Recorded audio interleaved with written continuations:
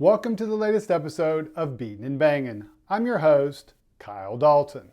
In today's video, we've got a couple of silly season items to discuss, including Joe Gibbs talking about Denny Hamlin's future, Matt DiBenedetto announcing that he's leaving his ride in the Truck Series and where he might land, plus Ty Gibbs is feeling a lot like Kyle Busch did last year after a recent move by the organization. And lastly, I'm going to go over a story that I wrote this week on a couple of things I think that NBC and Fox should do that would make the NASCAR fan base really happy. Let's get started with some silly season news. I've already talked several times in the last few weeks about Denny Hamlin and his future with Joe Gibbs Racing. I noted in one video how the three-time Daytona 500 champion admitted at Watkins Glen several weeks ago that what he and team owner have had to say lately sounds a lot like what Kyle Busch and Gibbs had to say last year. Here's the latest example provided by the coach this week during an appearance on SiriusXM NASCAR Radio. My hope is we're kind of moving forward with all of that, and hopefully there's going to be something to announce here real quick. And so I think that's kind of where we are. Things are not done yet, and so you're working hard on them, and certainly all of us want that to happen.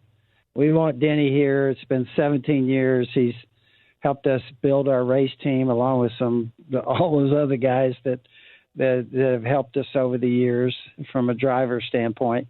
But we would love for him to be here and go his entire career and retire here. So that's kind of our dream. That's what we would like. For Kyle Busch and JGR fans, those words sound all too familiar. That's because Gibbs and others in the JGR Toyota camp said similar things on multiple occasions last year about Busch, including how they wanted him to return and how hard it is to get that deal done. Here's what Gibbs had to say before the Xfinity Series race at Indianapolis Motor Speedway in July. It's just trying to get something done. You get up every day and go after it as hard as you can.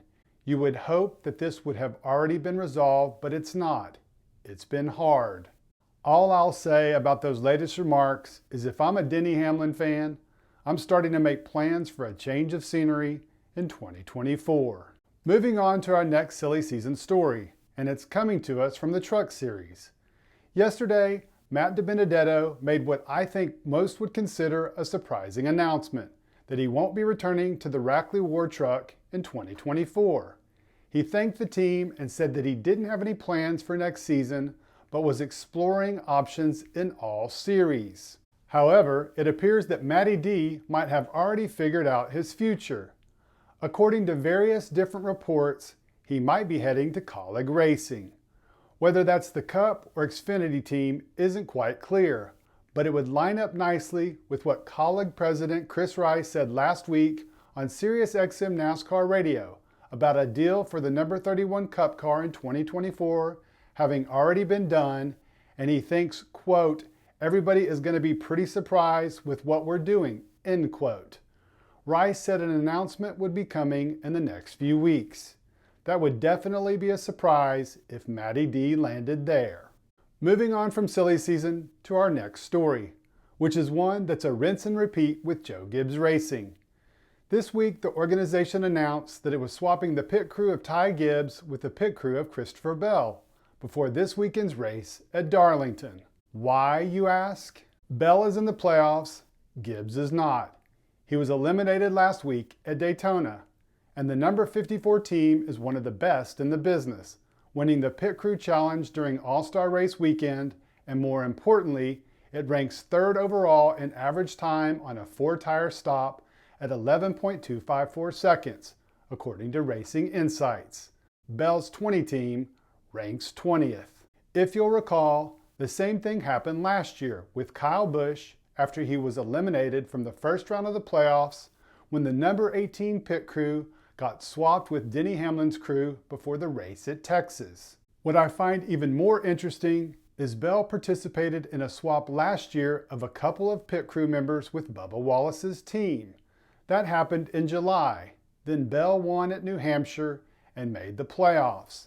He advanced all the way to the championship 4 and was the closest to Joey Logano in Phoenix when, of all things, what betrayed him? His pit crew, which laid down an almost 20-second pit stop on the race's final caution when the jackman's finger got caught between the nut and the spindle. Painfully bad timing. And finally, our last story. This one is based on an opinion piece I wrote earlier this week that received a good response, so I thought I'd share it with you. My article was basically a couple of suggestions for NBC and its coverage for the rest of 2023 and for Fox at the start of next year that I think will make fans happy and help improve the overall viewing experience. The first one I think is a no-brainer.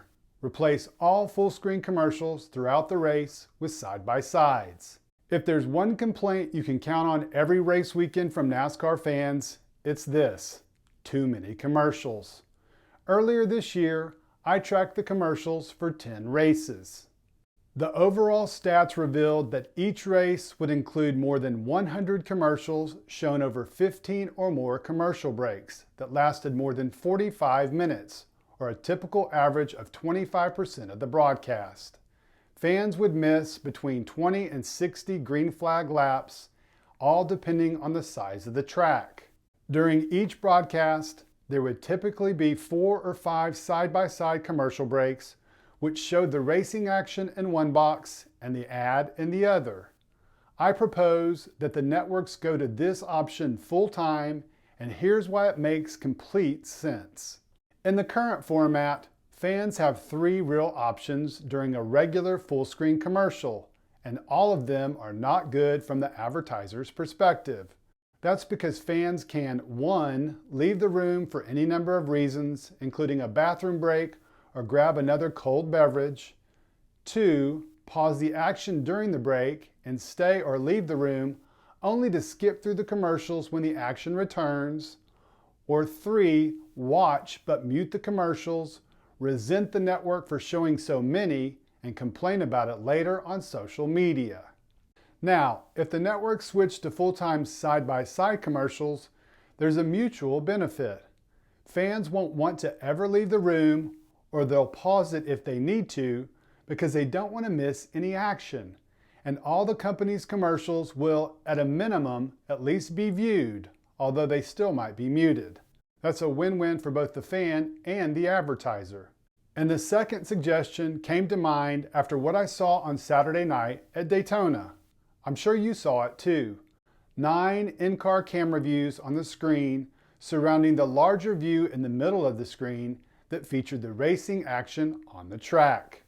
To its credit, NBC has shown a willingness to experiment with various multi-box views, including shots of different battles on the track, replays, and in-car cameras. But in my opinion, that 10-screen view at Daytona was next level. If NBC and Fox next season are smart and want to give the fans and advertisers what they want, they'll incorporate more of the multi-screen views in the future, including running side-by-side commercials. It won't ever be as good as what a fan experiences at the track, but it will certainly make viewing it on television a much more entertaining and enjoyable experience. What do you think? Did you like the 10-screen view shown on NBC Saturday night? Do you agree that side-by-side commercials for the entire race are the way to go? And what about our other stories? Do you think Matty D goes racing with Colleague? And do you think Seabell getting Gibbs's pit crew will make a difference in the playoffs? Let me know what you think about all of those in the comments section. Thanks again for checking out the latest video and hope you have a great rest of your day.